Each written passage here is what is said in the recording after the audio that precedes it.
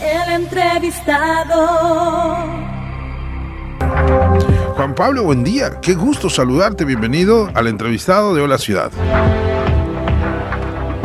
Carlos, buenos días. Buenos días también a todas las personas que escuchan tu programa, que se conectan a través de tu señal.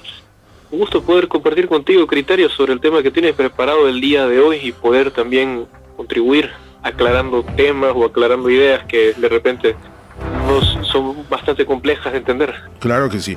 Juan Pablo, no sé cómo le haces, pero a veces nos orientas mucho de muchas cosas. Un día hablamos de política, de las elecciones, candidatos, tema de bot trading, tema de YPBB, aquí, allá. Y ahora toca hablar en todo caso, de la madrugada del día de hoy, que tiene relación con el litio y tiene también relación con el gobierno.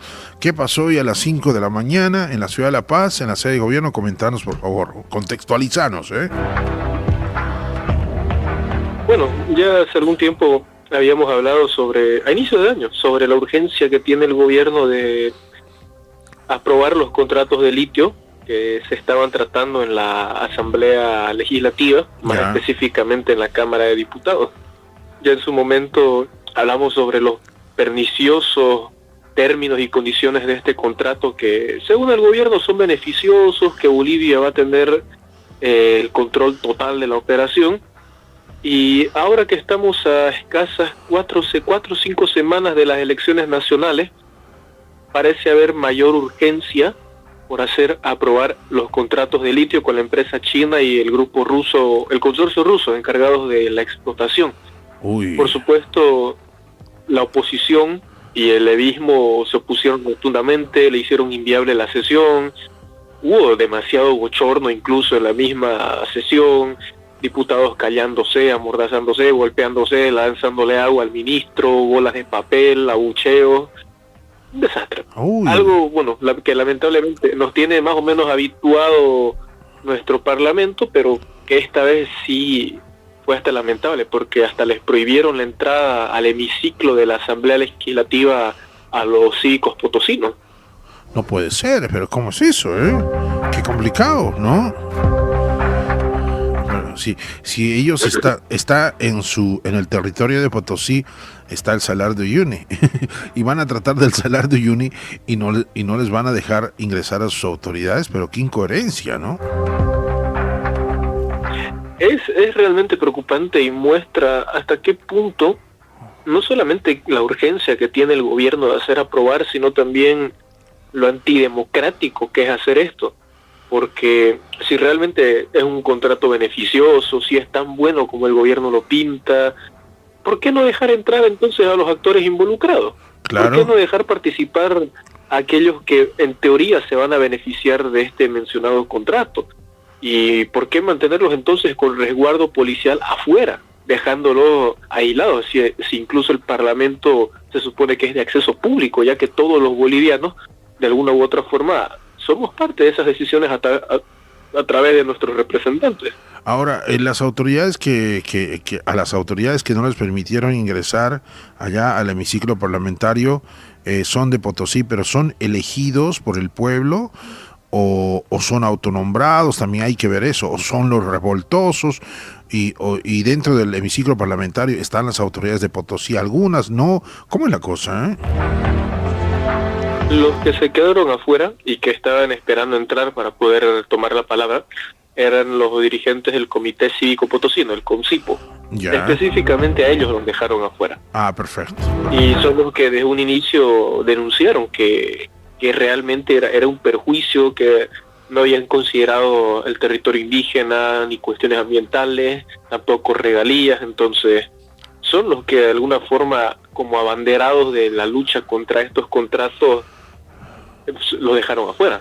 Y eso, nuevamente, repito, es antidemocrático, porque ¿de qué sirve entonces si solamente nos encerramos en las opiniones que queremos escuchar, que son favorables? Claro. Parte de la democracia es aprender a escuchar a aquellos que no nos agradan, aquellos que no piensan como nosotros. Correcto. Y bueno, entonces hay tres frentes, eso te entendí. Por un lado está el gobierno en función, el otro lado está la oposición, y por el otro lado está también la oposición, pero quienes siguen a Evo Morales, ¿correcto? Exactamente, así tal cual. Entonces, pero Evo Morales no está de acuerdo. O sea, está con los de oposición, están de la manito. O sea, ahora sí están de acuerdo, ¿no? Claro, es simplemente una cuestión, Solo por el no tema. me atrevería a decir coyuntural, Ya. pero el hecho es que, por un lado, la oposición, bajo la excusa de proteger los intereses del pueblo boliviano, no los va a aprobar, mientras que los diputados evistas, en sus pronunciaciones, cuando les ha tocado tomar la palabra o dar declaraciones a prensa, han dicho que lo hacen por las comunidades indígenas, que ya han cuestionado precisamente esa urgencia del gobierno por aprobar. Es decir, hay ese punto en común del rechazo al arcismo, pero de ahí a que lleguen a un acuerdo entre oposición y evismo lo dudo mucho. Simplemente Claro. Solo por ese están tema. por una causa común, haciéndole ingobernable el país a Luis Arce y su gobierno. Claro. Bueno, si no tiene ningún compromiso todavía el gobierno actual, el gobierno en función, bueno, no debería hacerse problema, ¿no? El tema debe haber algunos compromisos que seguramente no les va a agradar precisamente a las empresas o a quienes están representando a las empresas chinas y rusas, ¿no? Ahí viene, seguramente hay compromisos. Por ahí escuché en alguna oportunidad de dónde vinieron las vacunas para el COVID. Porque mientras otros países, incluso a nuestro alrededor, no tenían, pero nosotros ya teníamos así, al toque entró el gobierno y ya teníamos las vacunas. Entonces, ahí uno se cuestiona, dice, bueno, ¿qué pasó? Por ahí decía que, bueno, eso se pagó con, no sé, pues, con concesiones grandes de recursos naturales, no sé. Bueno, si bien podemos hablar mucho sobre qué se pudo haber entregado a cambio, hay también una cosa que es necesario notar, y es respecto a la política internacional de China. ¿Qué es lo que hace China cuando hay este tipo de situaciones? No me refiero a la pandemia, sino cuando tiene interés en algún recurso natural de algún país. Suele de una manera muy benevolente ofrecer créditos blandos, con bajas tasas de interés, o incluso financiar directamente si es construcción de carretera o de alguna infraestructura, ¿ya? Con cantidades pero millonarias que ningún gobierno podría fácilmente pagar. Pero ¿cuáles son los términos y condiciones? Uy, ahí está la cosa, Okay. China presta, digamos, los $1.000 millones que cuesta la planta para que funcione durante 50 años. Bien, pero, lo que produzca la planta va a ser vendido exclusivamente a China, o de las regalías Bolivia le va a reponer a China el capital, o cosas así, ¿ya? O por ejemplo, para la construcción de carreteras, China financia, pero la condición es que se contrate a alguna de las siguientes empresas chinas que ellos tienen en cartera, que traigan trabajadores chinos, y así, ¿qué es lo que sucede? En teoría, cuando el gobierno lo presenta, hay inversión, hay movimiento. Pero si observamos el flujo del dinero, es básicamente China pone el dinero y se asegura que le retorne, en vez de que se quede en el país. ¿Y qué le queda al país que aceptó esta benevolencia? Deuda. Básicamente, deuda. Claro. Y eso es en esencia lo que puede pasar con la planta de litio. Porque hay muchos términos que según el gobierno son para que Bolivia tenga el control, pero es que Bolivia no tiene la capacidad productiva para abastecer la futura planta. Y dentro de las cláusulas, si Bolivia no abastece la futura planta, China puede, la empresa que esté a cargo de la planta puede extraer directamente, sin necesidad de que el gobierno boliviano autorice, sino que si no se le cumple, ellos pueden ejecutar. ¿Sabes algo? ¿Qué está haciendo Estados Unidos al respecto? ¿Será que está mirando así de palco? ¿O está mirando muy de cerca, detenidamente? ¿O ya está haciendo sus jugadas? ¿Por qué te explico? Porque ya desde el año pasado se ha puesto en marcha la nueva doctrina Monroe. Vos sabés cuál es esa doctrina, ¿no? Y entonces, sí, claro. América para los norteamericanos, ¿ah? Y para los americanos. Exactamente, no, norteamericanos, o sea, ellos ya se creen americanos, o sea, se creen dueños de las 3 Américas, no, ellos son norteamericanos, ¿no? Y de hecho ya no lo dicen, ellos dicen ya somos americanos, ¿no? Y entonces... Exacto, así tal renta. Claro, exacto. Entonces, yo digo, porque hace poco, o hace 2 años atrás, la comandante del Ejército Sur de Estados Unidos, apellida Stillerson, dijo, por favor, no hay que descuidarnos de los recursos naturales de América del Sur, en particular el litio que está en Bolivia.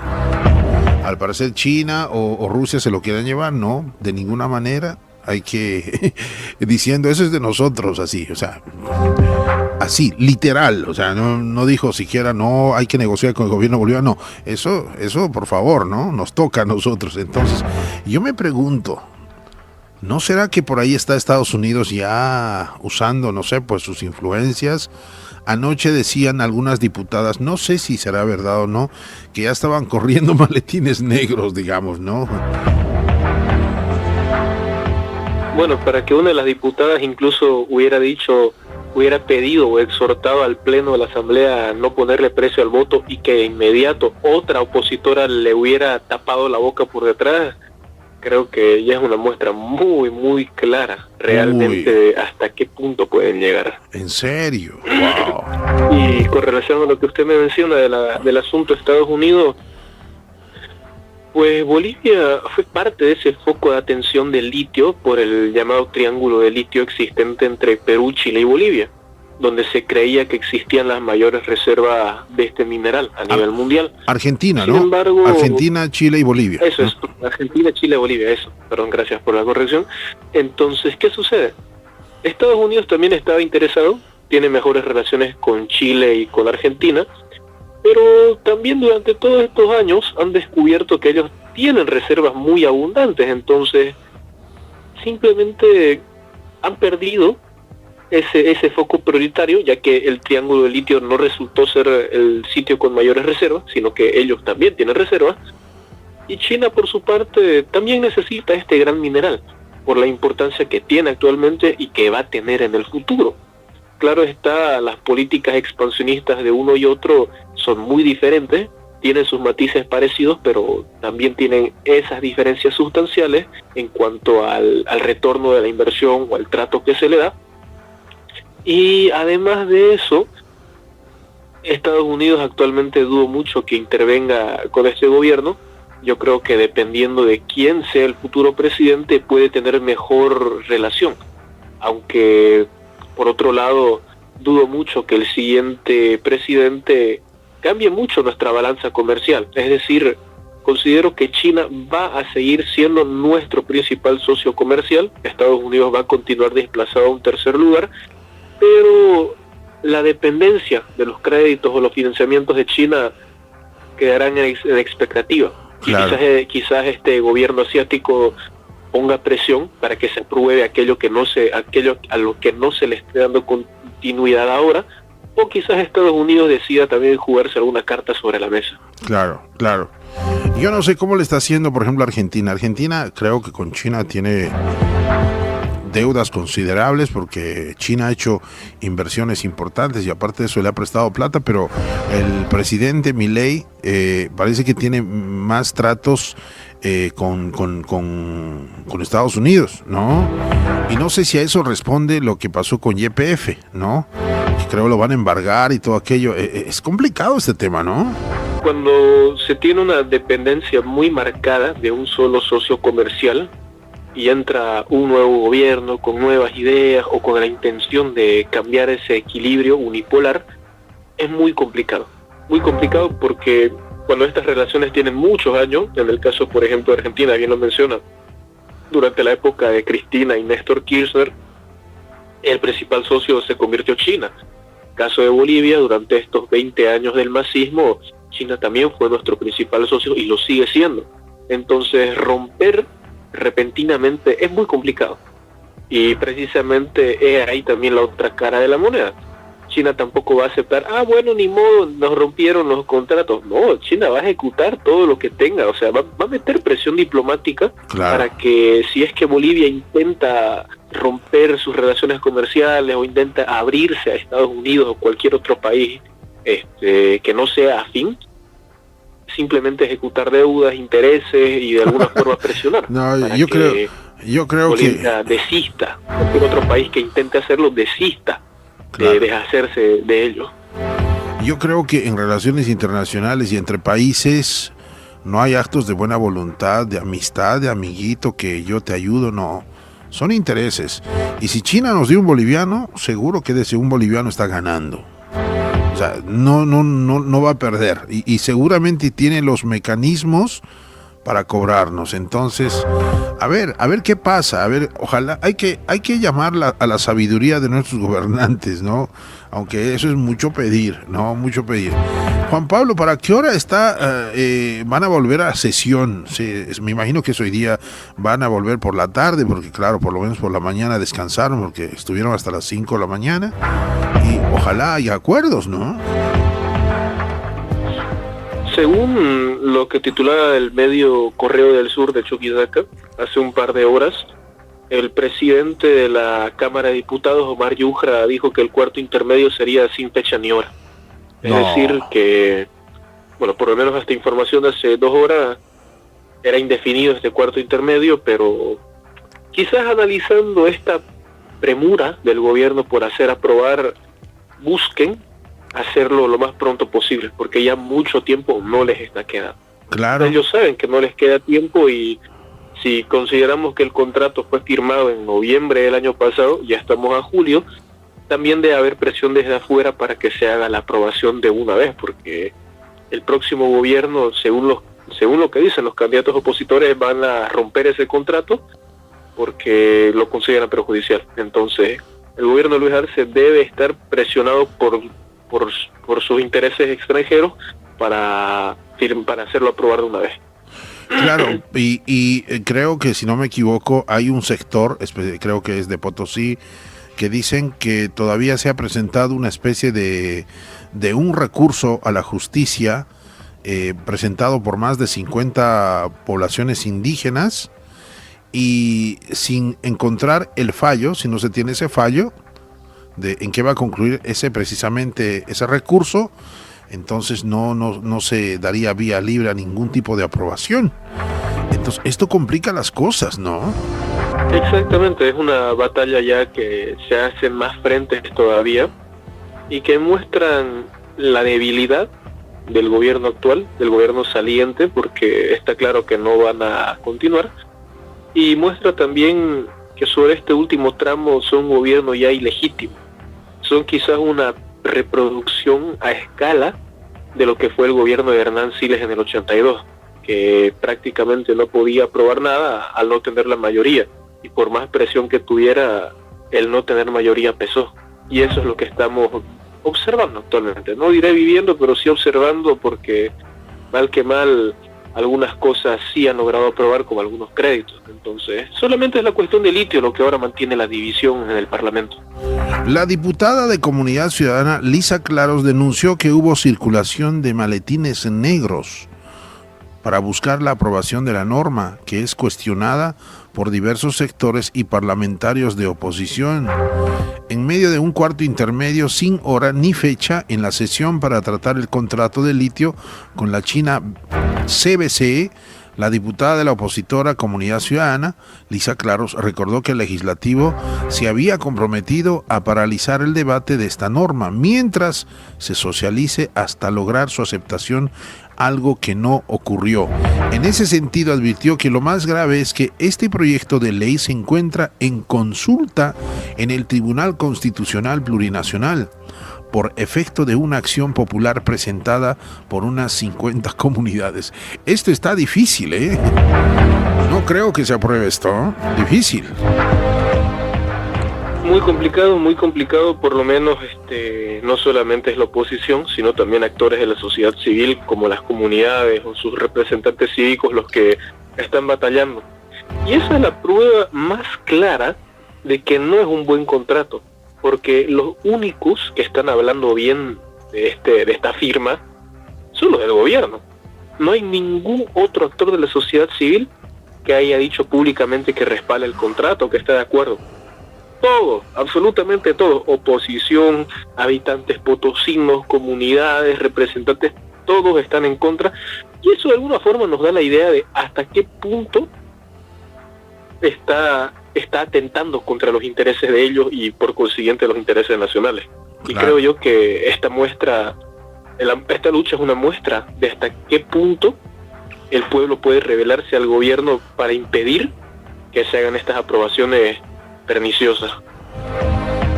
Bueno, ojalá sabiduría a los gobernantes y esto se encuentre, se llegue a un buen puerto. Al final la democracia gana, la mayoría gana. Por favor, que eso las autoridades entiendan. Juan Pablo, tus palabras finales, por favor. Durante estas últimas semanas veremos a Arcismo desesperado por aprobar no solamente este contrato, sino algunas que otras cosas más, pues saben que ya están de salida. Claro ejemplo de ello también es que Luis Arce hizo oficial también su renuncia a su senaturía por la paz, y esto nos va a dar idea de esos aletazos de moribundo que está dando el gobierno de Luis Arce Catacora en busca quizás de blindarse, en busca quizás de aprobar algunas últimas cosas en favor de sus socios que le han permitido tener respaldo económico siquiera durante estos últimos años, durante esta gestión. Y ojalá realmente lo que sea que hagan no atente contra el país, sino que permita una transición pacífica, democrática, que también facilite al gobierno entrante ser más eficiente en la administración del Estado. El entrevistado.